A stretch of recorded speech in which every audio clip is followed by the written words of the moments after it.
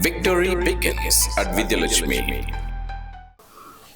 அரசு பொதுத் தேர்வு எழுத இருக்கக்கூடிய 12ஆம் வகுப்பு மாணவர்களுக்கு வித்யாலட்சுமி மெட்ரிக் மேல்நிலை பள்ளியின் தமிழாசிரியர் உங்கள் ராமதாஸ் ஐயாவின் இனிய வணக்கம்.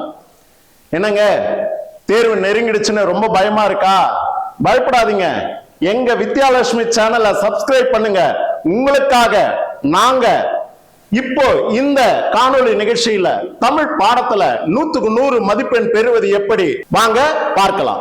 முதல்ல பகுதி 1ல ஒரு மதிப்பெண் வினாக்கள் 14 கேட்கப்படும். எத்தனை? 14 ஒரு மதிப்பெண் வினாக்கள் கேட்கப்படும். இதுல உங்க பாடப்பகுதிக்கு பின்னாடி இருக்கக்கூடிய இலக்கண தேர்ச்சிக்கொள் மற்றும் பலவுள் தெரிக இந்த பகுதிகளை முழுமையாக படித்தீர்கள் என்று சொன்னால் 14 ஒரு மதிப்பெண்கள்ல குறிப்பாக 6 முதல் 8 மதிப்பெண்களை நீங்கள் உறுதியாக பெற்றுவிடலாம். இதுல எதுவும் சந்தேகம் இல்லையே. இலக்கண தேர்ச்சிக்கொள் பலவுள் தெரிக இந்த பகுதியில் இருக்கக்கூடிய பாடப்புத்தகத்தின் பின்பக்கத்தில் இருக்கக்கூடிய இந்த பகுதிகளை முழுமையாக படித்தீர்கள் என்று சொன்னால் 14 ஒரு மதிப்பெண் வினாக்கள்ல 6 முதல் 8 மதிப்பெண்களை நீங்கள் உறுதியாக பெற்றுவிடலாம். அடுத்தது, அதை தவிர பாட தலைப்புகள், ஆசிரியர் குறிப்புகள், நுழையும் முன், சொல்லும் பொருளும், பாடலின் பொருள், இலக்கண குறிப்பு, பகுபத உறுப்பிலக்கணம், அங்கங்கே பாடப்புத்தகத்தில் பெட்டி செய்திகளாக கொடுக்கப்பட்டிருக்கக்கூடிய செய்திகளையும் அதோட தெரியுமா, தெரிந்து தெளிவோம், அறிவை விரிவு செய் போன்ற பகுதிகளை உள்ளிட்டு படித்தீர்கள் என்றால் அதோட நூல்வெளி மற்றும் கலைச்சொல்லாக்கம் இந்த பகுதிகளையும் உற்று ஆராய்ந்து படித்தீர்கள் என்று சொன்னால் இந்த பகுதி 1ல் கேட்கப்படக்கூடிய 14 மதிப்பெண்களையும் நீங்கள் முழுமையாக பெற்றுவிடலாம். இந்த 14 மதிப்பெண்களை நீங்கள் முழுமையாக பெற்றீர்கள் என்று சொன்னால் நிச்சயமாக நீங்கள் தான் தமிழில் 100க்கு 100 மதிப்பெண்ணுக்குரியவராக விளங்குவீர்கள். இது நிச்சயம். அடுத்தது பகுதி 2ல முதல் பகுதியாக செய்யுள் பகுதியிலிருந்து ஒரு 4 வினாக்கள் கொடுக்கப்பட்டு அதுல எவையேனும் 3 வினாக்களுக்கு விடையளிக்கணும். இந்த 4 வினாக்கள் எங்கிருந்து சார் வரும் அப்படின்னு நீங்க கேக்குறீங்க இல்லையா? முதல்ல இயல் 1லிருந்து 6 வரை இருக்கக்கூடிய உங்க பாடப்புத்தகத்துக்கு பின்பகுதியில் இருக்கக்கூடிய குறுவினாக்கள் பகுதியே முழுமையாக படித்தீர்கள் என்று சொன்னால் அந்த 4 வினாக்கள்ல நிச்சயம் 2 வினாக்கள் உங்களுக்கு அந்த பகுதியில கிடைச்சிடும். நிச்சயமாக 2 வினாக்கள் கிடைச்சிடும். சரி சார், மீதி ஒரு வினாக்கு நான் என்ன பண்ணணும்? அப்ப நீங்க என்ன பண்ணணும் அப்படின்னு சொன்னா பாட புத்தகத்துல அகநிலை வினாக்கள் அப்படின்னு ஒரு பகுதி இருக்கு. அந்த பகுதிகள் எல்லாம் கொஞ்சம் ஆராய்ந்து படித்தீர்கள் என்று சொன்னால் அந்த 3 வினாக்களுக்குரிய விடைகளும் நீங்கள் நிறைவாக எழுதி முடிக்க முடியும். சரியா? இதே போல குறுவினாக்கள்ல அடுத்ததுல உரைநடை பகுதியிலிருந்து அதே போல 3 குறுவினாக்கள் கேட்கப்படும். இதுல எவையேனும் 2க்கு விடையளிக்கணும். அந்த 2ம் உங்களுடைய பாட பின்பகுதியில் இருக்கக்கூடிய புறநிலை வினாக்களை படித்தாலே போதுமானது.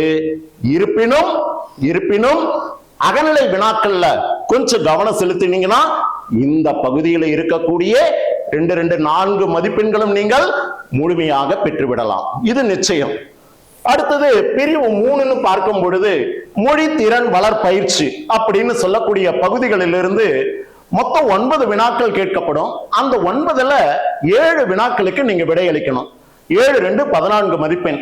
இந்த 14 மதிப்பெண்ணும் முழுமையா நீங்க பெற வேண்டும் என்று எண்ணினால் பாடப்புத்தகத்தின் பின்பகுதியில் இருக்கக்கூடிய மொழி திறன் வளர் பயிற்சிகளை திரும்ப நீங்க எழுதி பழகினால் நிச்சயமாக 7 2 14 மதிப்பெண்களை நீங்கள் முழுமையாக பெற்றுவிடலாம். சார், அது என்னென்ன பயிற்சி வினாக்கள் அப்படின்னு கொஞ்சம் சொல்லுவீங்களான்னு கேக்குறீங்கல்ல? இதோ இங்க பாருங்க. 1 ஓமை தொடர்களை சொற்றொடரில் அமைத்து எழுதுக. அது என்ன சார் ஓமை தொடர்? தாமரை இலை நீர் போல, கிணற்று தவளை போல, அச்சாணி இல்லாத தேர் போல, உள்ளங்கை நெல்லிக்கனி போல, இது போல ஓமை தொடர்கள் இருக்கல்லவா? இவற்றை வாக்கியத்தில் அமைத்து எழுதுனீங்கன்னா இதிலிருந்து ஏற்புடைய ஒரு வினா உங்களுக்கு கிடைக்கலாம். 2வது குறிப்புகளில் மறைந்திருக்கும் தமிழறிஞர்களை கண்டுபிடி. சொல்லுவாங்கல்ல, இவர் ஒரு சிறுகதை ஆசிரியர் இல்லையா? அவர் யாரு? முதல் பாதி நவீனம் அப்படின்னு சொல்லுவாங்க. நவீனம்னு சொன்னாலே புதுமை. அப்ப புதுமை பித்தன் என்ற ஒரு சிறுகதை ஆசிரியரை கண்டுபிடிக்க சொல்லுவாங்க. இது போல வினாக்களும் ஒன்று இடம் பெறலாம். அடுத்தது ஆங்கில தொடரை தமிழாக்கம் தருக. அது என்ன சார் ஆங்கில தொடர் தமிழாக்கம்? சொல்லுவாங்கல்ல, a new language is a new life அப்படின்னு ஆங்கில தொடர் இருக்கு. இதெல்லாம் நீங்க முழுமையா படித்தீர்கள் என்று சொன்னால் அதுல ஏற்புடைய ஒரு வினா உங்களுக்கு கண்டிப்பாக கிடைக்கும். அடுத்தது படிப்போம் பயன்படுத்துவோம் என்று சொல்லக்கூடிய கலைச்சொல்லாக்க பகுதி. இயல் 1லிருந்து 6 வரை இருக்கக்கூடிய கலைச்சொல்லுக்களை நீங்க முழுமையா உள்வாங்கிட்டீங்க அப்படின்னா 1 மதிப்பெண் வினாவிற்கும் ஒன்று பயன்படும். இது போன்ற 2 மதிப்பெண் வினாவுக்கும் உங்களுக்கு நன்மை தரும். அடுத்து பாத்தீங்கன்னா மயங்கொலி சொற்களை ஒரே தொடரில் அமைத்து எழுதுக. அது என்ன சார் மயங்கொலி சொற்கள்? ஃபார் எக்ஸாம்பிள் உலை, உலை, உழை இல்லையா? உலைனா என்ன? சோற்று உலை. இந்த உலைன்னு போட்டா மன உளைச்சல், இந்த உலைன்னு போட்டா உழைத்தல். அப்போ வீட்டில் சோற்று உலை கொதிக்கவும் மன உளைச்சல் தீரவும் நாம் உழைக்க வேண்டும். இது போன்ற மயங்கொலி எழுத்துக்களுக்குரிய சொற்களை தொடரில் அமைத்து எழுதுக அப்படின்ற தலைப்பில் இருந்தும் ஒரு ஏற்புடைய ஒரு 2 மதிப்பெண் வினா அமையும். அடுத்தது பாத்தீங்கன்னா 4 சொற்களை கொண்டு தொடர் அமைக்க. அது என்ன சார் 4 சொற்கள்? குதிரை, வேகம், ஓடி, தாவு. அப்ப இது போல 4 சொற்களை கொடுத்துருவாங்க. இதை வாக்கியத்தில் அமைத்து எழுதணும். எப்படி? குதிரை வேகமாக ஓடி தாவியது இப்படின்னு ஒரு வாக்கியத்தை அமைச்சிருந்தீங்கன்னா இதுக்கு 2 மதிப்பெண். இது போன்ற பகுதிகளிலிருந்து உங்களுக்கு 2 மதிப்பெண் வினாவாக அமையலாம். அடுத்தது புதிருக்கேற்ற விடை தருக இல்லையா? விடுகதை போல, அந்த விடுகதை போல கொடுத்து அதற்கு ஏற்புடைய விடையும் கேட்கலாம். இது போல வினாவும் இது கொஞ்சம் அரிது, கேட்க மாட்டாங்க. இருப்பினும் நம்ம கொஞ்சம் படிச்சு வச்சுட்டா நல்லது. அடுத்தது பாத்தீங்கன்னா வல்லினமை இட்டும் நீக்கியும் எழுதுக. எங்கெங்கெல்லாம் வல்லின ஒற்று மிகும், எங்கெல்லாம் மிகாது அப்படின்றது உங்க பாட புத்தகத்தின் பின்பகுதியில் இருக்கக்கூடிய பயிற்சிகளோட பாடத்தின் உள்பகுதியில் இருக்கக்கூடிய வாக்கிய தொடர்களையும் நீங்கள் என்ன பண்ணணும்? முழுமையா அண்டர்லைன் பண்ணி படித்தீர்கள் என்று சொன்னால் அதோட என்னுடைய கருத்து என்ன அப்படின்னு சொன்னா விதிகளை முழுமையா உள்வாங்கிட்டா அவங்க எந்த ஒரு தொடரை கொடுத்தாலும் அந்த விதிகளை கொண்டு உங்களால இந்த வல்லினமை இட்டும் நீக்கியும் என்ற தொடரை உங்களால முழுமையாக்க முடியும். இதை கடந்து வேற்றுமை உருவுகளை சேர்த்து முறையான தொடர் அமைக்க அப்படின்ற ஒரு பகுதியில் இருந்தோம். ஐயால் கு இன்னதுக்கன் என்று சொல்லக்கூடிய வேற்றுமை உருவுகளை சேர்த்து தொடர் அமைக்க அப்படின்ற ஒரு வினாவும் அமையலாம். அடுத்தது மரபு பிழைகளை நீக்கி எழுதுக இல்லையா? மரபு பிழைன்னா என்ன சார்? இப்ப குயில் கத்தும்னு சொல்றோம், அது கத்துமா? இல்ல, அது மரபு பிழை. அப்ப என்ன சொல்லும்? குயில் கூவும் அப்படின்றாப்ல இல்லையா? இந்த பறவைகள், விலங்குகள் இவெல்லாம் எழுப்புகின்ற ஒலி குறிப்புகளை கொண்டு சரியான மரபு பிழையற்ற தொடர் அமைக்கணும். அதுதான் இந்த பகுதி. இதுல இருந்து ஒரு ஏற்புடைய ஒரு 2 மதிப்பெண் வினா உங்களுக்கு அமையக்கூடியது. அடுத்தது எழுத்து பிழைகளை நீக்கி எழுதுக. நீங்க தமிழ் தேர்வு அப்படிதானே எழுதுறீங்க, எழுத்து பிழைகளோட அந்த பிழைகளை எப்படி ஆசிரியர் திருத்தி உங்களுக்கு காட்டுகின்றாரோ அது போல பிழையான தொடரா கொடுத்திருப்பாங்க. அதுல இருக்கக்கூடிய எழுத்துக்களை நீங்க சரியாக எழுதி காமிச்சிருக்கீங்கன்னா எழுத்து பிழைகளை திருத்தி எழுதுக, ஒரு 2 மதிப்பெண் நீங்க பெற்றுவிடலாம். அடுத்தது பாத்தீங்கன்னா சொல்லை பிரித்தும் சேர்த்தும் தொடர் அமைக்க. அது என்ன பிரித்தும் சேர்த்தும்? ஃபார் எக்ஸாம்பிள் தாமரை. தாமரை என்ற சொல்ல சேர்த்து எழுதும் போது ஒரு மலரை உணர்த்தக்கூடியது. அதையே நான் பிரிச்சு எழுதுறேன். தா மறை. மறை என்று சொன்னால் மான், தா என்று சொன்னால் தாவுகின்ற. அப்ப இதனுடைய பொருள் என்ன தருது? தாவுகின்ற மான் அப்படின்னு பொருள் தருது.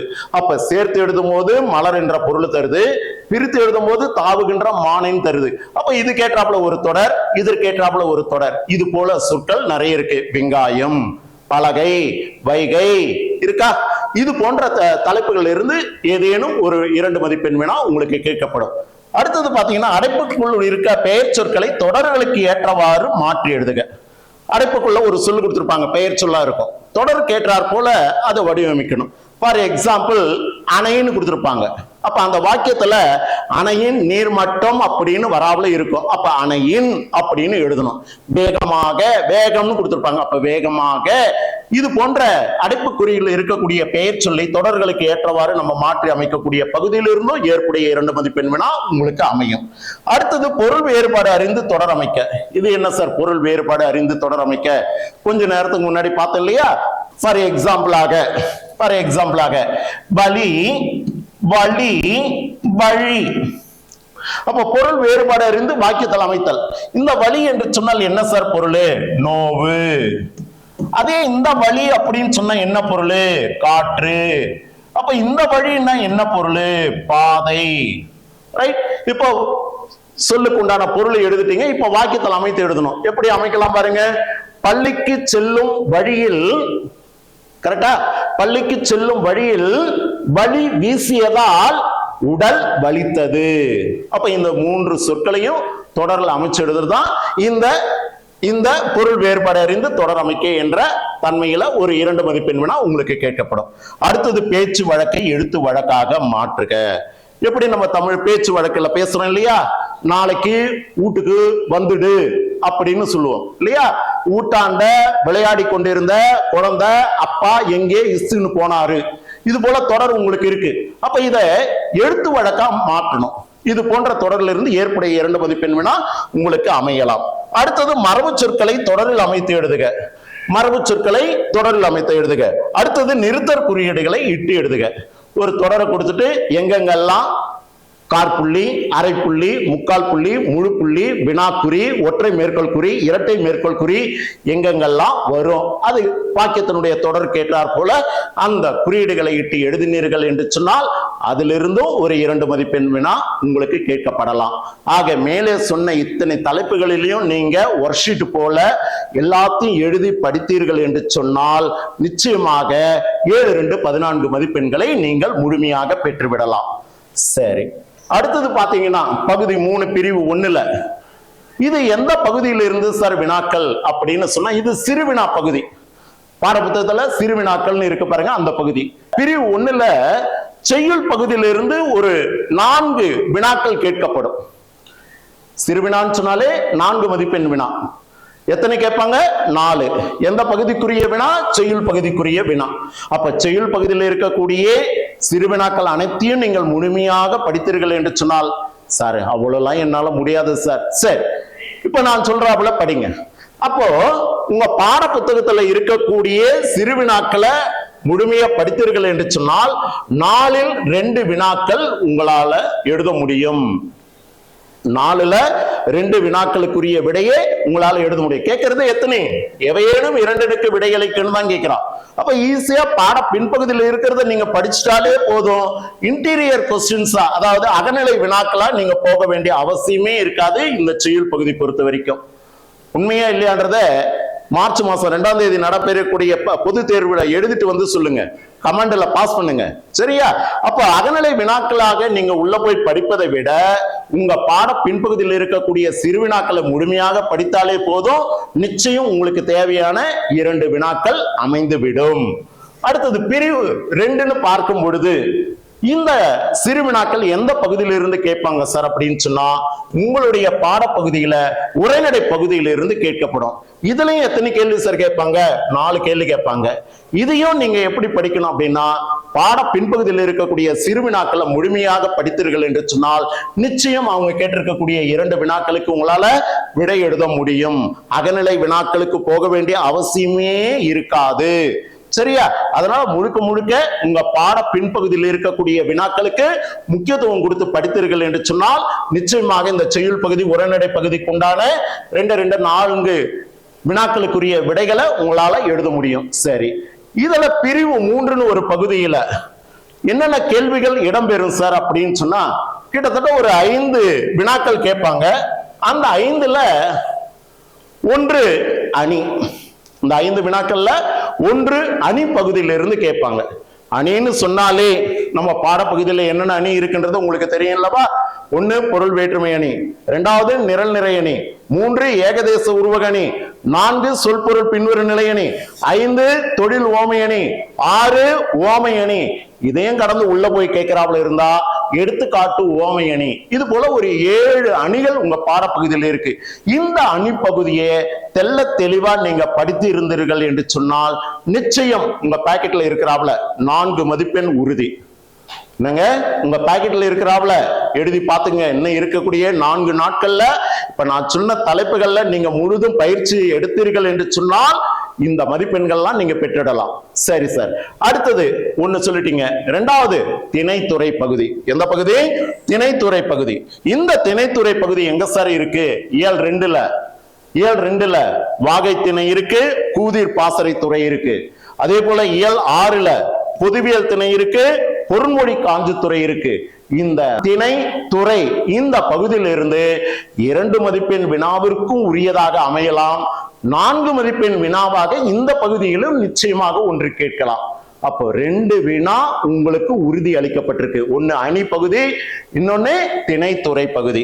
இந்த திணைத்துறை பகுதியை நீங்க முழுமையா படிச்சீர்கள் என்று சொன்னா 1 மார்க்குக்கும் உங்களுக்கு நன்மை தரும், 2 மதிப்பெண் வினாவிற்கும் உங்களுக்கு நன்மை தரக்கூடியது. 2 in 1 பர்பஸ். அதனால மறந்துடாதீங்க.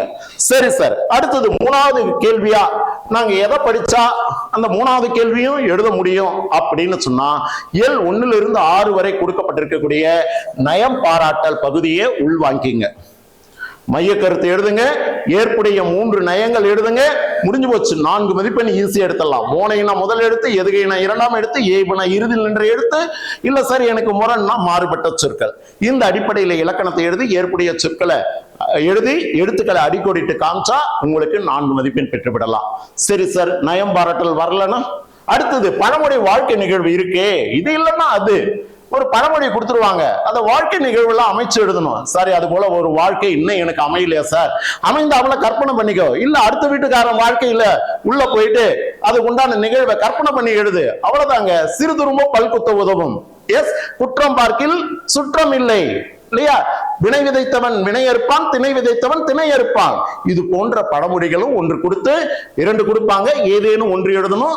இதுல இருந்து ஏற்புடைய ஒரு 4 மதிப்பெண் வினா உங்களுக்கு கிடைக்கலாம். சரி சார், இதையும் கேட்கல அப்படின்னு சொன்னா ஒரு ஆங்கில பத்தியை கொடுத்துட்டு தமிழாக்கம் செய்ய சொல்லுவாங்க இல்லையா? ஒரு 10-15 வரிகளுக்கு ஆங்கில பத்தியை கொடுத்துருவாங்க, இதை தமிழாக்கம் செய்ய சொல்லுவாங்க. இதுக்கு எப்படி சார் விடை எழுதணும் அப்படின்னு சொன்னா, அந்த பத்தியை ஒரு முறைக்கு 2 முறை நல்லா உள்வாங்குங்க. சொந்த நடையில அதை உள்வாங்கிக்கிட்டு எழுத ஆரம்பிங்க. அதுக்கு ஏற்புடைய ஒரு தலைப்பு கொடுத்து எழுதுங்க. ஈஸியா 4 மதிப்பெண் வாங்கிடலாம். சரி சார், இது போல ஒரு வினாவா அமையல அப்படின்னா கவிதை இருக்கவே இருக்கிறது. கவிதை இல்லையா? எல்லாருக்கும் கவிதை எழுதக்கூடிய ஆற்றல் இருக்குன்னு நினைக்கிறேன். ஒரு 8 வரிகள் இருந்து 10 வரிகளுக்கு இந்த கவிதை எழுதிட்டா அதுக்கும் ஏற்புடைய 4 மதிப்பெண் கிடைச்சிடும். சரிங்களா? இப்படி 5 வினாக்கள் கேட்கப்பட்டு அதுல ஏதேனும் 3 வினாக்கள் எழுதணும். அதுல உறுதியா இருங்க. ஒன்னு அணி, இன்னொன்னு திணைத்துறை, இன்னொன்னு நயம் பாராட்டல், பழமொழி வாழ்க்கை நிகழ்வு, கவிதை, தமிழாக்கம். இதுல ஏற்புடைய ஒரு 4 தலைப்புக்கு நீங்க தயாரா இருந்தா நிச்சயமா 3 வினாக்களுக்குரிய மதிப்பு 3 நாள் 12 மதிப்பெண் நீங்க வாங்கிடலாம். அடுத்த தலைப்புன்னு பார்க்கும் பொழுது பகுதி 4. இது அனைத்தும் பாத்தீங்கன்னா நெடுவினாக்குரிய பகுதிகள். எந்த பகுதி? நெடுவினாக்குரிய பகுதி. செய்யுள்ள இருந்து 2 வினாக்கள் கேட்பாங்க, இதுல இருந்து ஏற்புடைய ஒரு வினா எழுதணும். அதே போல உரைநடையில 2 வினாக்கள் கேட்பாங்க, இதுல இருந்து ஏற்புடைய ஒரு வினாவை எழுதணும். அதே போல துணைப்பாட பகுதியிலிருந்து 2 வினாக்கள் கேட்பாங்க, ஏற்புடைய ஒரு வினாவை நீங்க எழுதணும். சரி, இது எப்படி சார் நாங்க படிச்சா இந்த நெடுவினாவில் எங்களால எழுத முடியும் அப்படின்னு கேக்குறீங்க இல்லையா? ரைட். இது வரைக்கும் நடந்த தேர்வுகளுடைய அடிப்படையில குறிப்பா இது போன்ற இயல்கள் இருக்கக்கூடிய நெடுவினாக்களை படிச்சீங்கன்னா நிச்சயமா உங்களுக்கு இதுல இருந்து ஏற்புடைய ஒரு வினா உங்களுக்கு அமையும். அதனால 2 வினாவை படிக்கிறதுக்கு பதிலா ஒரு வினா படிச்சுட்டு போயிட்டு வரலையா சார்ன்னு சொல்லிடாதீங்க. என்னென்ன பகுதின்றத கொஞ்சம் சொல்றேன், நோட் பண்ணி வச்சுங்க. இயல் 1, 2, 3, 4 முதல் 1 இருந்து 4 வரைக்கும் இருக்கக்கூடிய 4 3 12 நெடுவினாக்களை நீங்க படிச்சு முடிச்சிருக்கணும். ஒவ்வொரு இயல்லையும் 3 நெடுவினாக்கள் இருக்கும். செய்யுளுக்கு 1, உரைநடைக்கு 1, துணைப்பாடத்துக்கு 1 இருக்கும். இதே போல இயல் 1, 2, 3, 4 இயல்கள் இருக்கக்கூடிய 4 × 3 12 நெடுவினாக்கள் நீங்க படித்தீர்கள் என்று சொன்னால் நிச்சயம் உங்களுக்கு தேவையான இந்த 3 × 6 18 மார்க்கு நீங்க வாங்கிடலாம். சார், நான் அந்த பாட்டு அந்த அளவுக்கு சரியா படிக்கல சார் அப்படின்றியா, இந்த பக்கம் வந்துரு. எப்படி? 3 4 5 6 இயல் 3 அல்லது 4 அல்லது 5 அல்லது 6 இந்த 3 4 5 6 பகுதியில் இருக்கக்கூடிய நெடுவினாக்களை முழுமையா உள்வாங்கிட்டா இதுலயும் ஒன்னொன்னுலயும் 3 நெடுவினாக்கள் இருக்கு. அப்ப 4 3 12 நெடுவினாக்கள். இந்த 12 நெடுவினாக்களை நீங்க உள்வாங்கி படித்து எழுதி பார்த்தீர்கள் என்று சொன்னால் எப்படி குறிப்பு சட்டம் போட்டு எழுதணும். முன்னுரை முடிவுரையோடு இந்த நெடுவினா பகுதியை நீங்கள் எழுதுகிறீர்கள் என்று சொன்னால் நிச்சயமாக 3 18 மதிப்பெண்களை பெற்றுவிடலாம். அதுலயும் குறிப்பா திருக்குறள் பகுதி நெடுவினாவை நீங்க எந்நேரமும் உங்களுடைய பாக்கெட்ல இருக்கிறாப்புல வச்சுக்கணும். இயல் 2 மற்றும் இயல் 4 பகுதியில் இருக்கக்கூடிய திருக்குறள் நெடுவினாவிற்கு முழுக்க முன்னுரிமை கொடுக்கப்பட வேண்டும். ஏனென்று சொன்னால் திருக்குறள் மாணவர்களுக்கு மதிப்பெண்ணாக அமையாமல் மதிப்பு உடையவர்களாக மாற்றப்பட வேண்டும் என்பதற்காக அரசு எடுக்கக்கூடிய ஒரு வினாத்தாள் வடிவமைப்புல நிச்சயமாக திருக்குறள் வினா ஒன்று இடம்பெற வேண்டும் அப்படின்றது உறுதி. அதனால 7.2, 7.4 பகுதியில் இருக்கக்கூடிய திருக்குறள் நெடுவினாவிற்கு முக்கியத்துவம் கொடுத்து மற்ற செய்யுள் வினாக்களை நீங்க படித்தீர்கள் என்று சொன்னால் இந்த நேரத்திலும் எப்போதும் உங்களுக்கு கை கொடுக்கும். தெளிவுதானே? அடுத்தது இறுதியா ஒரு தலைப்பு மனனம். இந்த மனனம் பகுதியும் முதல் பகுதியில நம்ம பார்த்தோம் பாருங்க, 14 ஒரு மதிப்பெண் வினாவும். இதையும் முதலும் முடிவும் சரியாக இருந்தால் இடையில் இருக்கக்கூடியது எல்லாம் சரியாக இருக்கும். அதனால மனனத்தை முழுக்க படிச்சு பிழை இல்லாம எழுதி பாருங்க. அதுல நம்ம பாடப்பகுதியில பாத்தீங்கன்னா ஒரு 4 அடி பாட்டு கொண்ட 8 பாடல்கள் இருக்கு. திருக்குறள் பகுதியை எடுத்துட்டீங்கன்னா ஒரு 16 குறட்பாக இருக்கு. இது அனைத்தையும் உள்வாங்கி எழுதி எழுதி எழுதி எழுதி பழகீர்கள் என்று சொன்னால் பாவகையோட, மறந்துடாதீங்க, பாவகையோட எழுதி பழகிட்டீங்க அப்படின்னு சொன்னா 4 கூட்டல் 2 6 மதிப்பெண் நீங்கள் முழுமையாக பெற்றுவிடலாம். என்னங்க, வழிகாட்டுதல் சரியா இருக்கா? இந்த வழிகாட்டுதலோட இருக்கக்கூடிய இந்த 4-5 நாட்கள்ல நீங்க சரிவர உள்வாங்கி படித்தீர்கள் என்று சொன்னால் உங்களுடைய தமிழ் பாடத்துல 100க்கு 100 என்பது வெற்றி நிச்சயம் என்பதை எங்கள் வித்யாலட்சுமி மெட்ரிக் மேல்நிலை பள்ளியின் சார்பாக உறுதி அளிக்கிறோம். நன்றி, வணக்கம்.